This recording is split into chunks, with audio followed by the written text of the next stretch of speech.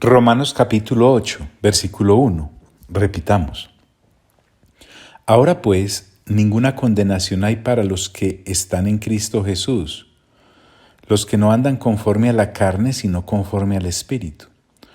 Porque la ley del Espíritu de vida en Cristo Jesús me ha librado de la ley del pecado y de la muerte.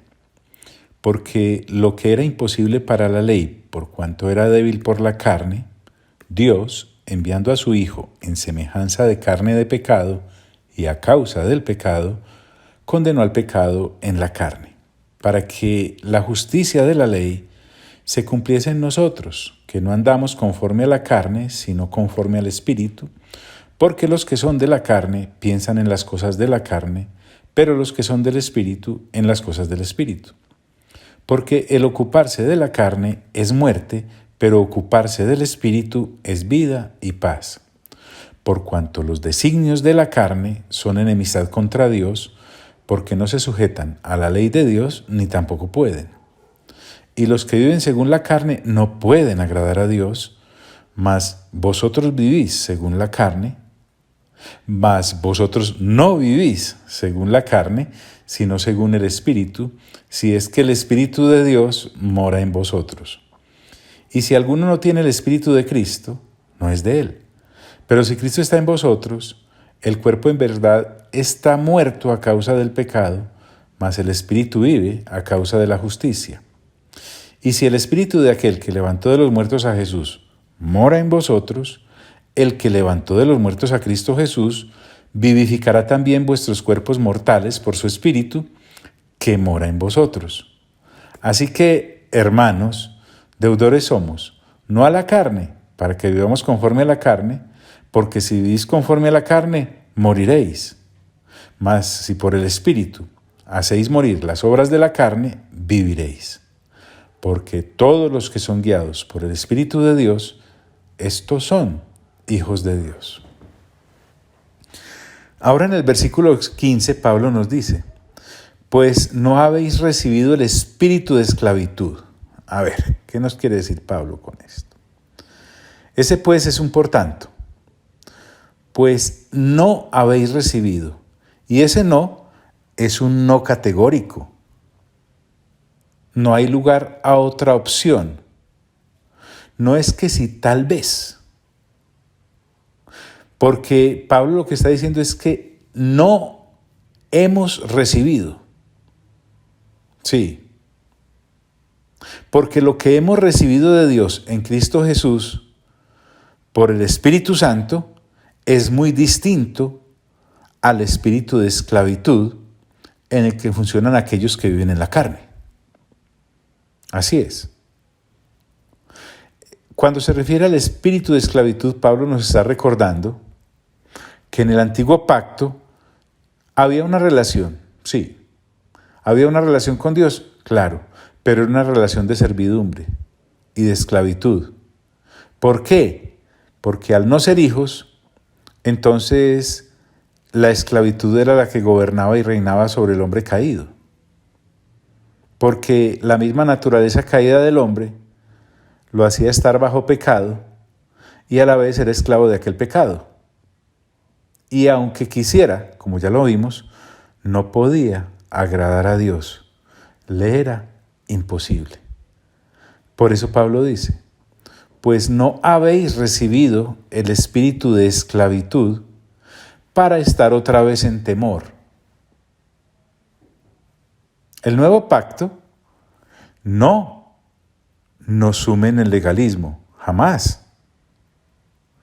Estaríamos entonces nuevamente sometidos a la esclavitud. Así que cuando Pablo dice, pues no habéis recibido el espíritu de esclavitud para estar otra vez en temor, me recuerda que el temor era lo único que la relación del antiguo pacto brindaba. Además de vivir sometidos a una constante culpa por no poder cumplir la ley de Dios. Repito, debido a la naturaleza caída del hombre. Esto es muy importante, pues no habéis recibido el espíritu de esclavitud para estar otra vez en temor. Entonces uno preguntará, ¿y entonces qué fue lo que recibimos? sino que habéis recibido el espíritu de adopción. El sino que me está recordando que lo que ahora tenemos en Cristo nada tiene que ver con lo que había en el pacto anterior. Sino que habéis recibido. Es decir, esto es lo que realmente tenemos en Cristo con respecto a nuestra relación con el Padre. Entonces, al referirse al espíritu de adopción, me dice que en el nuevo pacto, que es el de la gracia, la base de la relación con Dios es ser hijos de Dios.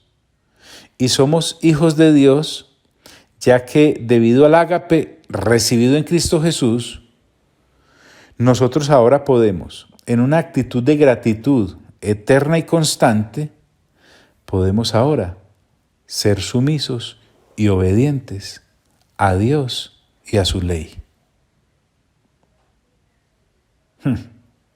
Permítame repetir, pues no habéis recibido el espíritu de esclavitud para estar otra vez en temor, sino que habéis recibido el espíritu de adopción, por el cual clamamos, Abba, Padre. Es que ni siquiera es por nosotros. Recuerde que esto no es por nuestro esfuerzo. Debido a que, entonces, hemos recibido el espíritu de adopción y no el espíritu de esclavitud que nos hubiese llevado otra vez al temor, sino que hemos recibido el espíritu de adopción. Ahora, por ese espíritu de adopción, porque no es por nuestros logros, podemos clamar. Pablo usa la palabra clamamos. Nuevamente él se incluye y nos incluye. ¿Y qué es lo que clamamos? Abba, Padre. Este Abba describe la relación más íntima que puede existir entre un padre y un hijo. Miren lo que uno averigua por leer. Resulta que los judíos, en el antiguo pacto, llegando pues a un grado de extrema confianza, le podían decir al padre Abi, pero nunca Abba, porque lo que en el pacto anterior se daba no les alcanzaba para esta extrema confianza que en Cristo Jesús sí hemos alcanzado los que en el nuevo pacto estamos. Marcos, en su capítulo 14, versículo 36, nos muestra cómo el Señor Jesús habla con el Padre.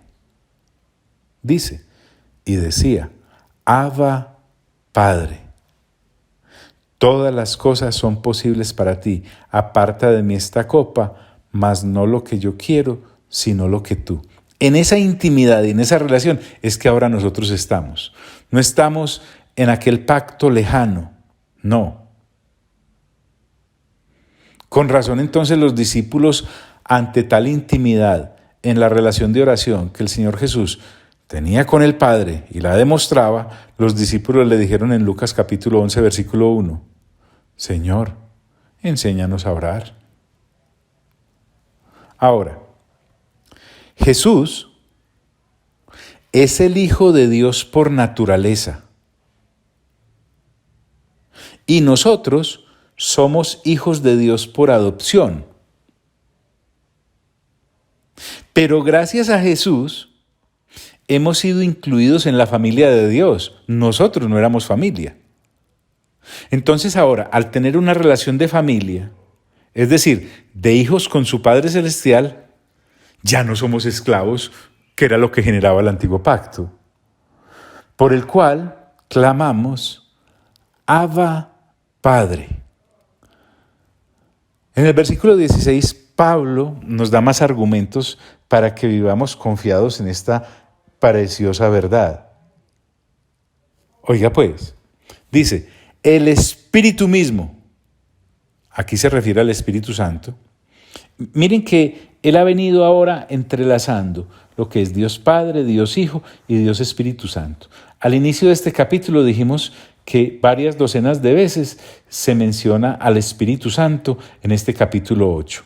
Ahora en el versículo 16 Y a propósito, yo creo que ya tú y yo no necesitamos un paréntesis enorme para entender que la relación actual que tenemos con el Dios Padre, el Dios Hijo y el Dios Espíritu Santo es a través del Espíritu Santo.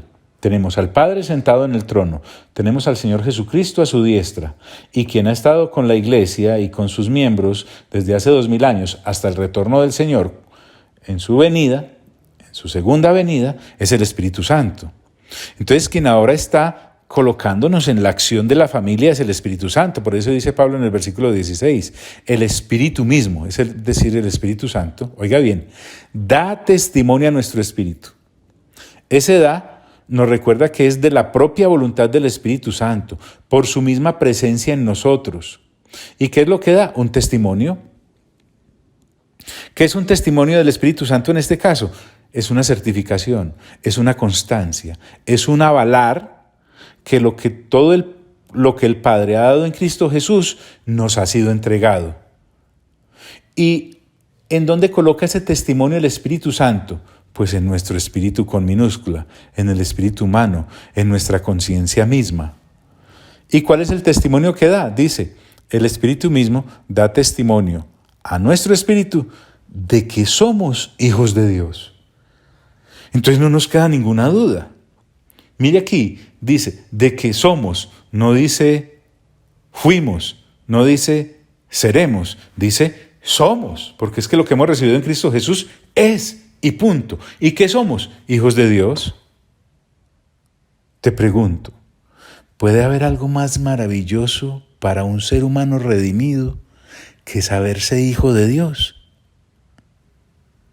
No.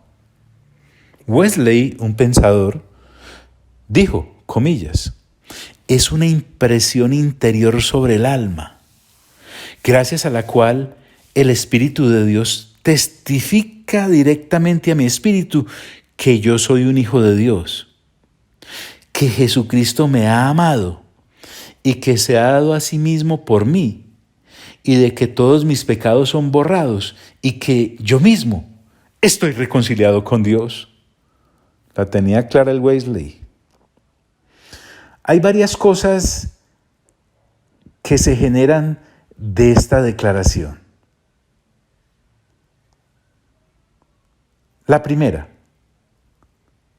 ahora puedo llamar Padre a Dios. Antes no lo podía llamar así. Y gracias a eso, significa que estamos en comunión con el Hijo y con el Espíritu Santo. Pongámoslo en otras palabras. Mi espíritu, el espíritu humano, el del ser humano, dice a la vez, miren el razonamiento que yo puedo tener en mi conciencia. Si Dios Padre, si Dios Hijo y si Dios Espíritu Santo me dicen que yo soy hijo de Dios, yo también lo digo entonces. ¿Por qué? Porque el Espíritu Santo me lo ha dicho. Trate de entregarle este tesoro a alguien que no haya nacido de nuevo. Pierde el tiempo. Trate de inculcárselo a una persona nacida de nuevo que no es renueva el entendimiento. Le da lidia, cojea. El Espíritu mismo da testimonio a nuestro espíritu de que somos hijos de Dios. En el versículo 17, Pablo hace una pausa y como que reflexiona. A ver, si ya soy hijo de Dios, si ya somos hijos de Dios, porque esto es un colectivo, recuerden, y si hijos, Pablo parece decir, ya que lo somos, entonces eso de ser hijos, ¿qué nos trae? Él dice, y si hijos, también herederos. Eso es lo que en segundo lugar nos trae esta gran declaración. ¿Herederos de qué? Podría preguntar a alguien acostumbrado a recibir solo cosas temporales y algo que se cuantifique en finanzas. No. Es algo más que eso. También herederos. ¿Herederos de qué? Pues de la riqueza de nuestro Padre adoptante. Sí, el que nos adoptó tiene una riqueza. y somos herederos de esa riqueza. John, ¿para dónde va? Espera y verá. Entonces dice, y si hijos también herederos. Y alguien preguntará, ¿y herederos de quién? Pablo dice, herederos de Dios. Sí, así como usted lee y como usted oye. Nosotros cambiamos de familia, somos de la familia de Dios. Algunos que han llegado a la familia de Dios como Manaén, que se había creado juntamente con Herodes el tetrarca, como lo dice Hechos capítulo 13, pues pudieron haber gozado de un patrimonio, ¿cierto? Antes, en lo natural. Otros, como en el mismo Hechos capítulo 13, como Lucio y como Níger, parece que no tenían sino pues la tierrita que uno lleva en el ombligo. Pero es que ya no se trata de eso, ni de no haber tenido, ni de haber tenido, sino de lo que ahora en Cristo tenemos. Entonces él dice, herederos de Dios. Pero recordemos que hay un unigénito, Cristo Jesús. ¿Recuerdan cuando decimos en Juan 3:16 que tanto amó Dios el mundo que envió a su Hijo? ¿Qué? Muy bien. Ese es por excelencia el Hijo de Dios. Pero resulta que hemos sido adoptados. Y en la figura de la adopción se generan los mismos derechos y obligaciones. Por lo tanto, ahora Pablo dice, herederos de Dios. Y si somos herederos de Dios, en tercer lugar, Pablo dice, coherederos con Cristo. ¿Qué es eso? Así es. Es que si no es por esta adopción que en Cristo Jesús tenemos para con el Padre, nada tendríamos en Dios.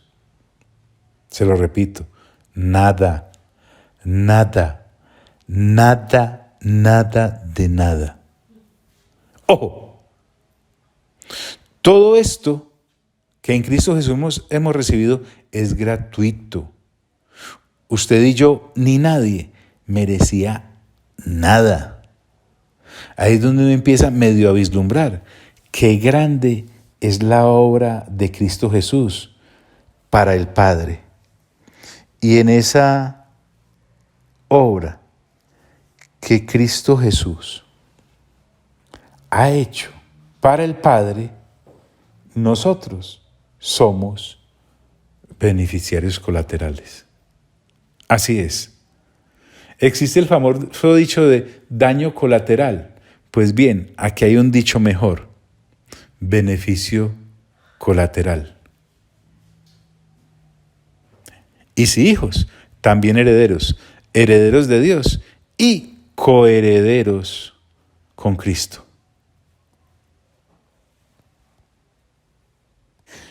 A ver, John, vayamos despacio, ya lo entendí. Soy hijo de Dios, soy heredero de Dios y soy coheredero con Cristo. Ahora Pablo agrega algo en el mismo versículo 17, algo interesante. Es un si es que padecemos juntamente con Él. A ver, John, pero si yo vengo de escuchar la predicación de las añadiduras que me dicen prácticamente que uno en Cristo ya no sufre, uno en Cristo ya no tiene privaciones, uno en Cristo ya no se enferma, uno en Cristo ya no se quiebra, uno en Cristo ya no, mejor dicho, pare ya de sufrir. Ay, amigo, ay, amiga, yo no sé dónde se meten los predicadores de añadiduras estos versículos que hay a continuación.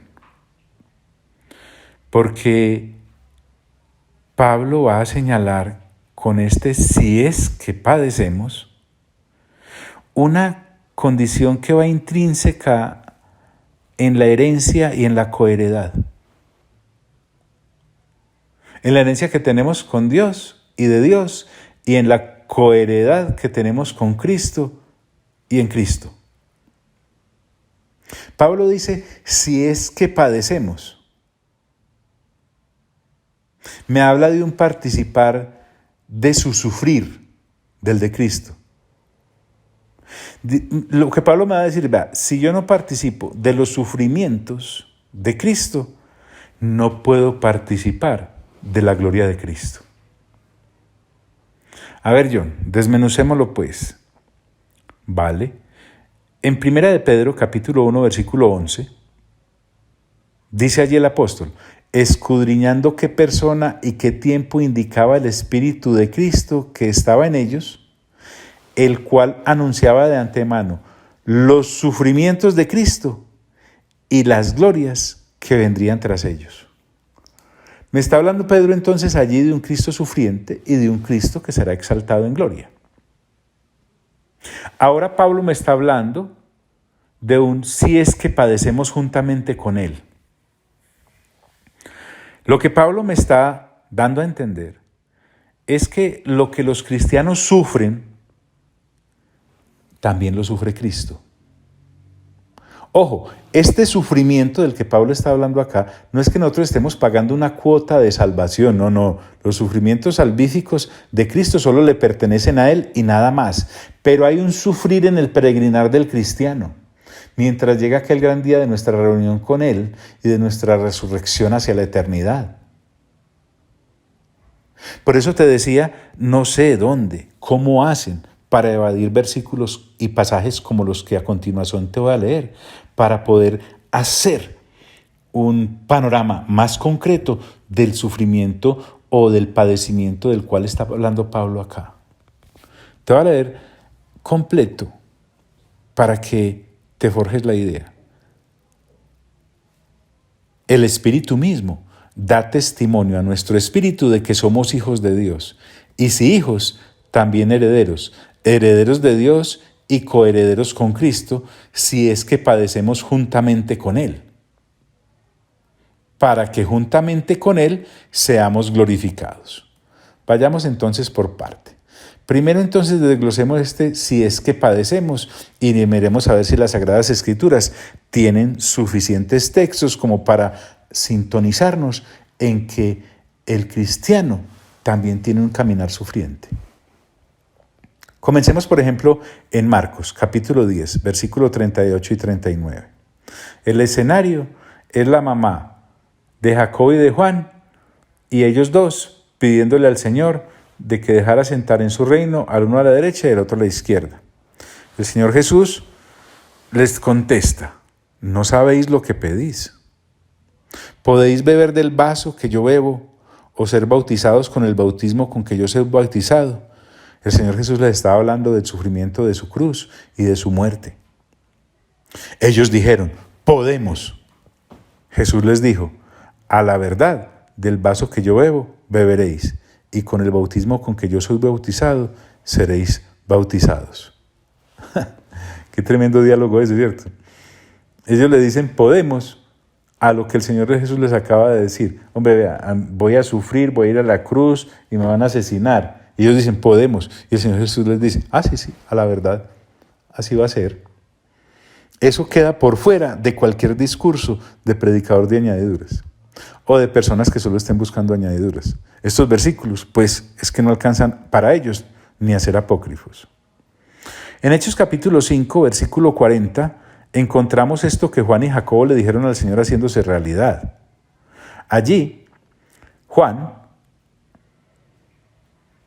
en compañía de Pedro, dice, y convinieron con él, y llamando a los apóstoles, después de azotarlos, les intimaron que no hablasen en el nombre de Jesús, y los pusieron en libertad. Allí tenemos un Juan preso y un Juan azotado. Jacobo, el hermano de Juan, en Hechos capítulo 12, versículo 1 al 2.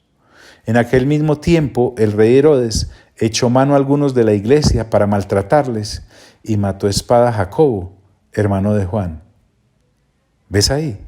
Sufrimiento. John, para salvarme. No, ya te dije que no.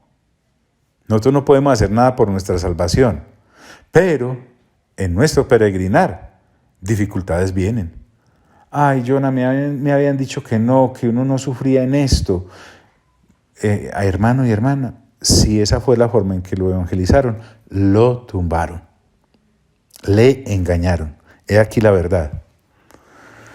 Y mire, por ejemplo, Juan, en el Apocalipsis capítulo 1, versículo 9, recibiendo de esa porción que le pidió al Señor allá, y el Señor le dijo que tranquilo, que con mucho gusto. Yo, Juan, vuestro hermano y copartícipe vuestro en la tribulación. Pero es porque no leemos eso.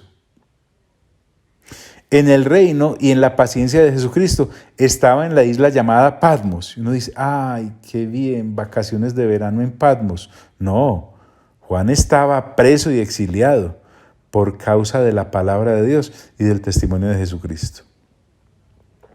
En Hechos 14, 21 y 22, Pablo mire cómo animaba a los discípulos. Y después de anunciar el evangelio a aquella ciudad y de hacer muchos discípulos, volvieron a Listra, a Iconio y a Antioquía, confirmando los ánimos de los discípulos, exhortándoles a que permaneciesen en la fe y diciéndoles: es necesario que a través de muchas tribulaciones entremos en el reino de Dios. Segunda de Corintios, capítulo 1, versículo 5. Porque de la manera que abundan en nosotros las aflicciones de Cristo, así abundan también por el mismo Cristo nuestra consolación. ¿Ves? Unos apóstoles sufrientes, salvos pero sufrientes.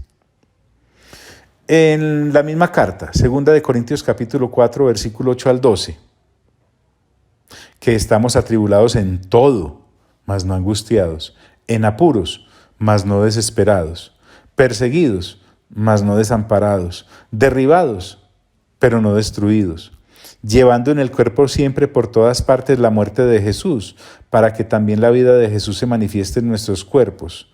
Porque nosotros que vivimos siempre estamos entregados a muerte por causa de Jesús, para que también la vida de Jesús se manifieste en nuestra carne mortal. De manera que la muerte actúa en nosotros y en vosotros la vida. Por tanto no desmayamos. Antes, aunque nuestro hombre exterior se va desgastando, el interior no obstante se renueva de día en día. Porque esta leve tribulación momentánea produce en nosotros un cada vez más excelente y eterno peso de gloria. No mirando nosotros las cosas que se ven, sino las que no se ven, pues las que se ven son temporales, pero las que no se ven son eternas. John, usted me está como desanimando. Pues si nosotros estábamos teniendo una falsa fe, es mejor desanimarte de una vez, para que aquel gran día en el tribunal de Cristo no vayas a desanimarte eternamente. John, deme un resumencito, por favor, de los sufrimientos que el apóstol Pablo dice haber tenido. Con mucho gusto. Segunda de Corintios, capítulo 11, versículo 23 al 33. En un arranque, Pablo le dice a los de Corinto: somos ministros de Cristo, como si estuviera loco hablo. Son ministros de Cristo, porque había unos falsos apóstoles por allí.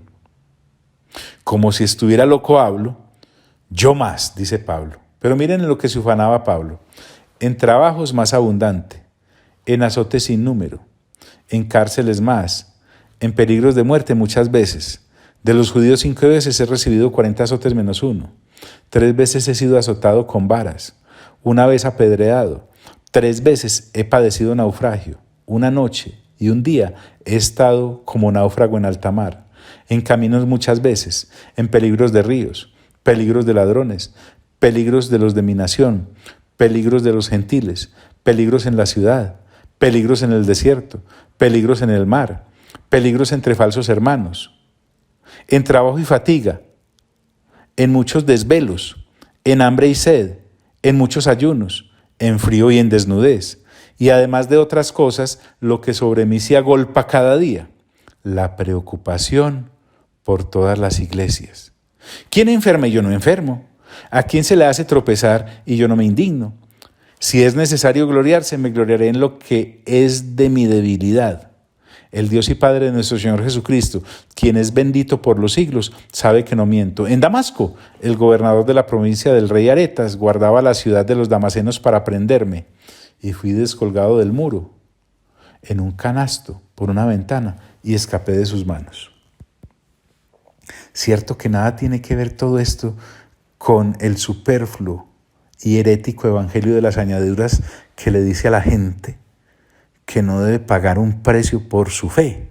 Ojo pues, no por su salvación, Esa es gratuita y en Cristo Jesús la hemos recibido. No, sino por su fe, por su perseverancia. John, ¿eso me ha de pasar a mí? No sé, pero lo que sí sé es que las Sagradas Escrituras lo consagran. Por eso esto de leer las Sagradas Escrituras juiciosamente lo lleva a uno a ser serio con lo que dice haber creído. Sí, de eso se trata. Bueno, está bien, John.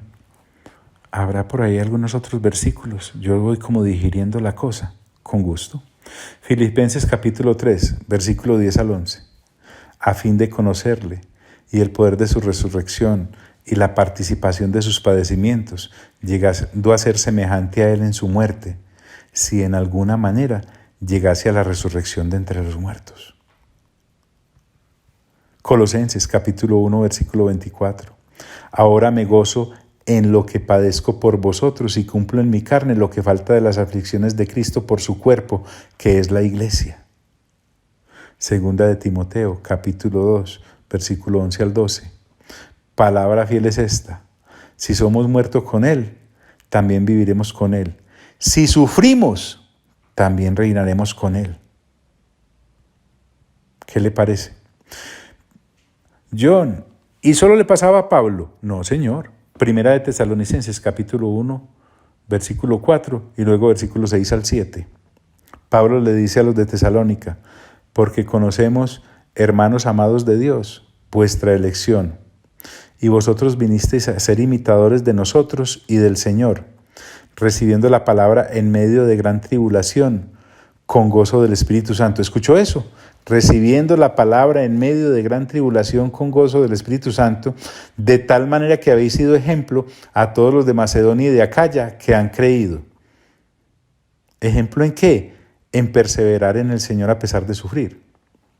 En Primera de Tesalonicenses, capítulo 2, versículo 14 al 16, oiga bien: porque vosotros, hermanos, vinisteis a ser imitadores de las iglesias de Dios en Cristo Jesús que están en Judea, pues habéis padecido de los de vuestra propia nación las mismas cosas que ellas padecieron de los judíos, los cuales mataron al Señor Jesús y a sus propios profetas, y a nosotros nos expulsaron, y no agradan a Dios, y se oponen a todos los hombres, impidiéndonos hablar a los gentiles para que éstos se salven.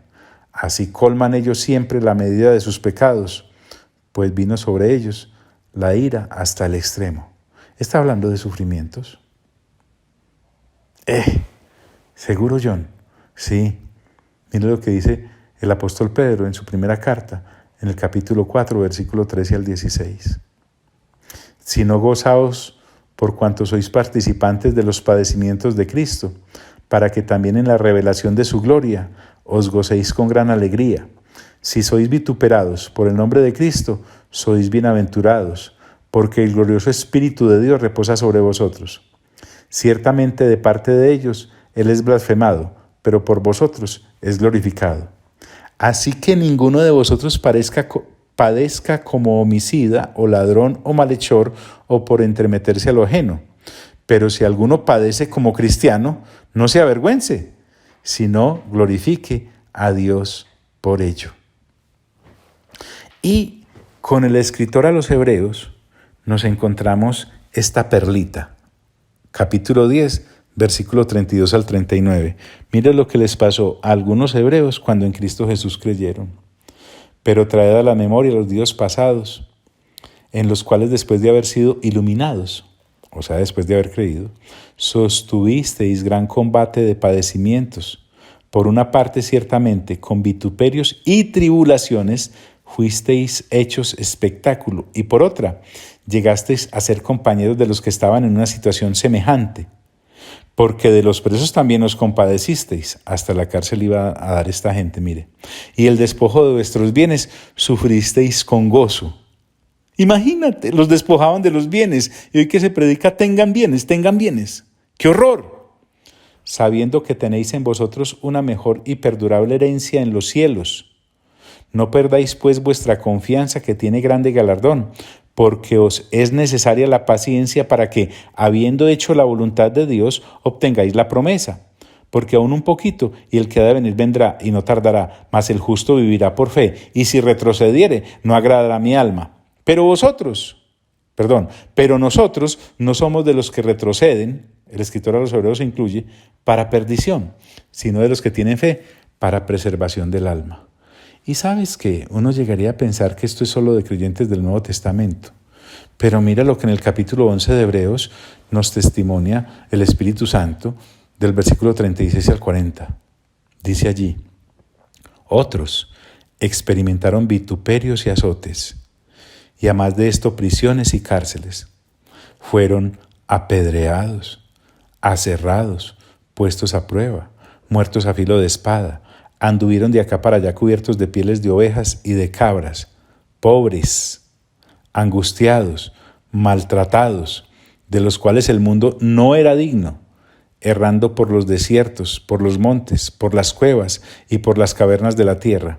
Y todos estos, aunque alcanzaron buen testimonio mediante la fe, no recibieron lo prometido, proveyendo Dios alguna cosa mejor para nosotros, para que no fuesen ellos perfeccionados aparte de nosotros. Entonces Pablo me está hablando de un interesante caminar en la fe. En este capítulo 8, en donde hemos sido honrados con la presencia del Espíritu Santo, dándonos testimonio de que somos hijos de Dios, por eso clamamos Abba Padre. Entonces recordemos lo que estamos leyendo. Que Pablo nos dice: el Espíritu mismo da testimonio a nuestro espíritu de que somos hijos de Dios, y si hijos, también herederos, herederos de Dios y coherederos con Cristo, si es que padecemos juntamente con Él, para que juntamente con Él, oiga pues, porque yo sé que alguno puede estar diciendo: qué horror, pero quiero aclararte que esto no es sufrir por sufrir. Esta no es la oda al sufrimiento. Esta no es una canción de despecho. No. Porque si padecemos juntamente con Él y para Él, oiga pues, de la misma forma, para que juntamente con Él, es decir, al igual que en su sufrimiento, seamos glorificados. Es decir, nos incluye. Y cuando habla de glorificados acá, se está refiriendo a aquel tiempo futuro de la resurrección para estar juntamente con Él para la eternidad.